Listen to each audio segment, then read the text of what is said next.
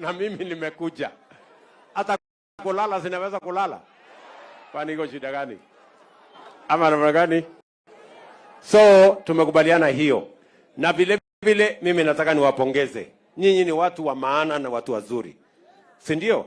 Niliwaambia hii maneno ya kuweka watu kwa CRB nitawatoa kwa CRB. Hiyo CRB nimetoa kila mtu. Watu milioni 7 wametoka kwa CRB. Niliwaambia nitawapatia pesa ya Hustler Fund. Nyinyi mmebeba shilingi milioni 500 hapa Nyandarua. Watu 260 wamechukua pesa ya Hustler Fund. Na nyinyi ni watu wazuri, mnalipa. Kwa sababu wale watu wanalipa Nyandarua ni 77%. Wanachukua, wanalipa, wanachukua, wanalipa. Lakini iko 20% hapo. Na mimi naona hata hao watu wako kwa hii mkutano. Ndio hawataki kuniangalia macho vizuri. Wamehepa na pesa. Lakini sasa niko na maneno yenu. Ndio? Sasa mimi niko na pesa ingine au wabunge wameniwekea 10 billion. Nataka niwapatie sasa ya kufanya biashara. Kwa hiyo Hustler Fund. Wamama jiungane, wamama 10 ama 20.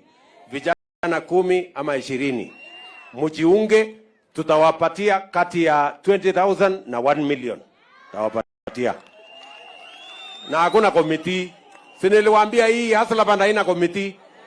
Hata hutaki kani kujua mzee wa mitaa ama nani. Committee ni watu wawili. Wewe na simu yako. Committee inaishia hapo. Na approval inatoka. Ama namna gani? Sawa?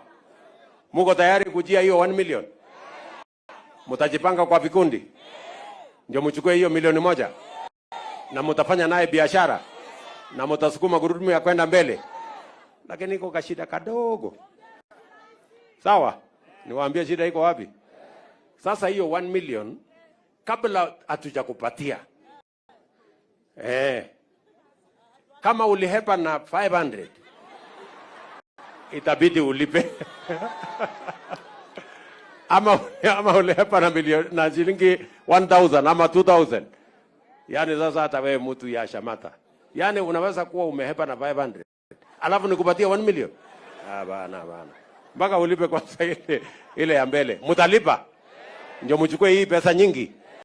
Na mfanye biashara namna hiyo. Mjipange hapo. Na tutapangana vizuri.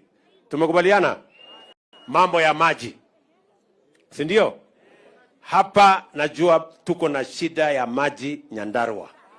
Si ndio? Tayari tumetangaza